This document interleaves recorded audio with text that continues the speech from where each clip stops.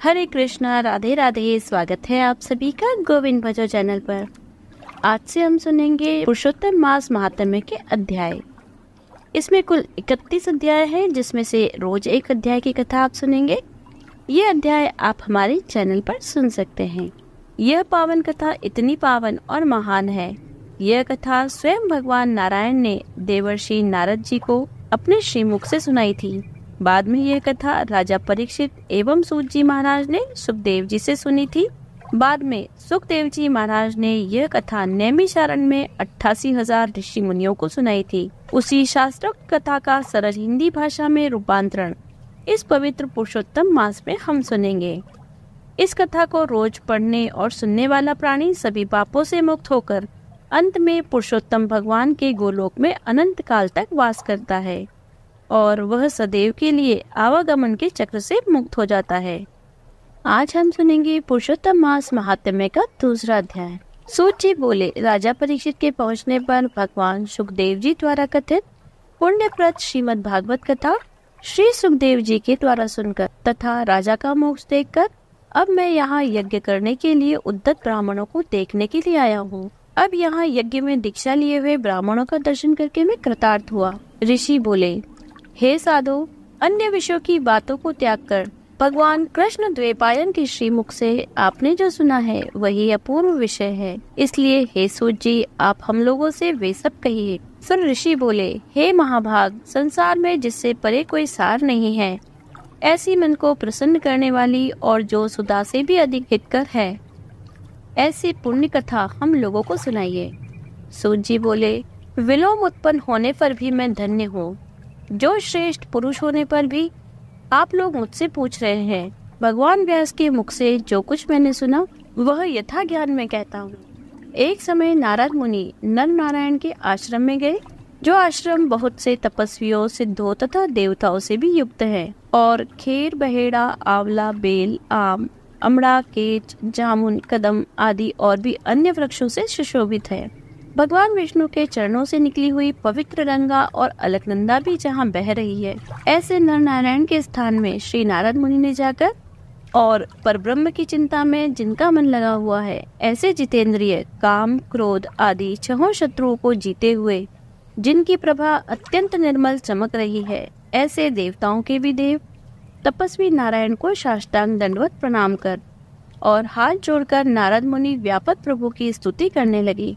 नारद जी बोले, हे देवदेव, हे जगन्नाथ, हे कृपा सागर सप्ते, आप सत्यव्रत हो, त्रिसत्य हो, सत्यात्मा हो, सत्य संभव हो।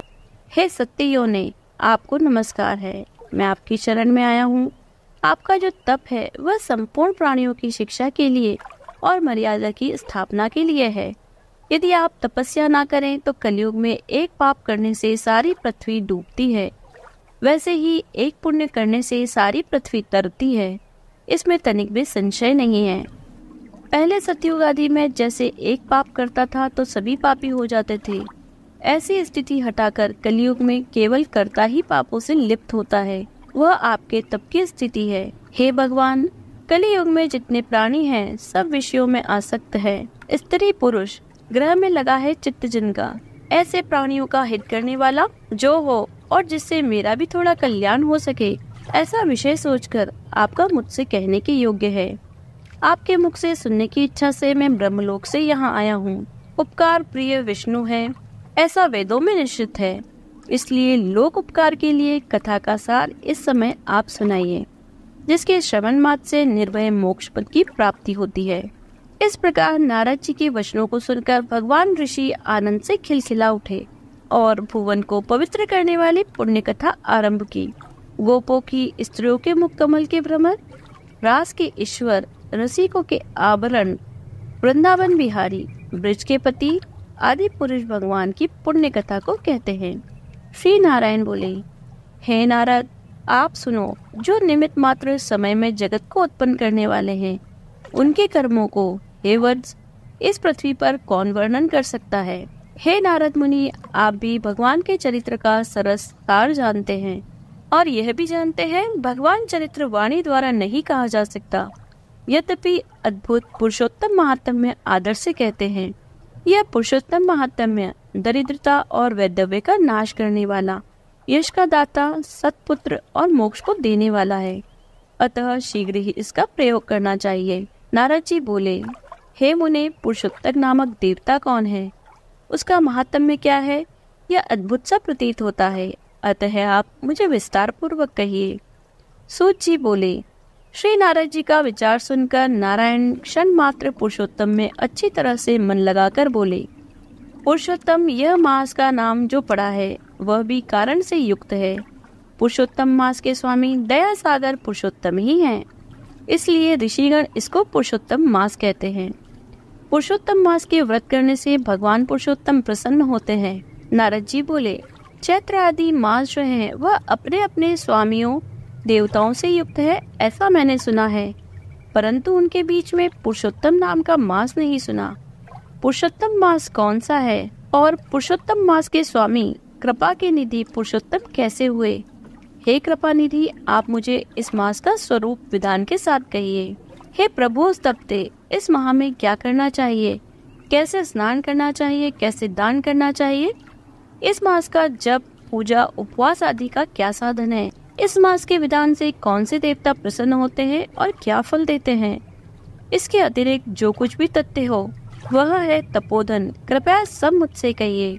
साधु दोनों के ऊपर कृपा करने वाले होते हैं, वह बिना पूछे कृपा करके सदुपदेश दिया करते हैं।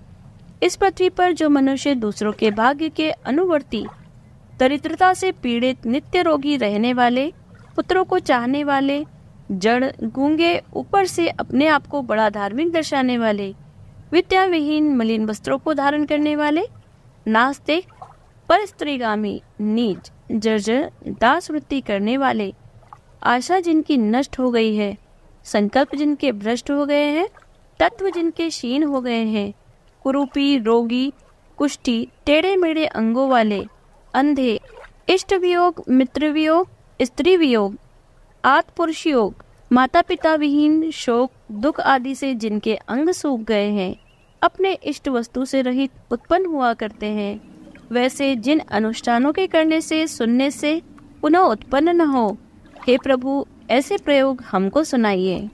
संसार की विचित्र दशा देखकर दुखी हूँ। मानव स्वार्थ से भर गया है और कितने ही दुखों से घिरा हुआ है।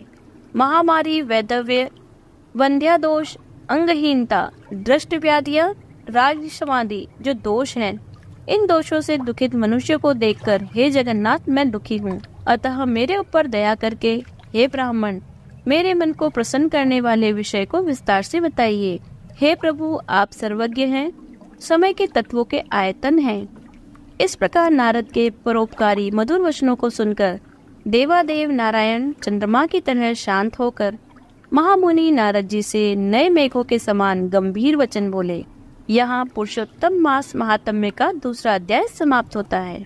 यदि आपको वीडियो अच्छी लगी हो तो लाइक कीजिए, ज्यादा से ज्यादा शेयर कीजिए और आप अपने विचार हमें कमेंट कर सकते हैं। यदि आपने चैनल को सब्सक्राइब नहीं किया है तो चैनल को सब्सक्राइब कर लीजिए, बेल आइकन को प्रेस कर दीजिए जिससे आने वाले नए वीडियोस की नोटिफिकेशन आपको तुरंत मिल जाए। यदि आपने पुरुषोत्तम मास महात्म्य का पिछला अध्याय नहीं सुना है तो इसका लिंक डिस्क्रिप्शन में दिया हुआ है, आप आई बटन पे भी क्लिक करके उसे देख सकते हैं। मिलती हूँ आपसे अगले वीडियो में, तब तक बने रहिए गोविंद भजो चैनल पर। हरे कृष्णा, राधे राधे।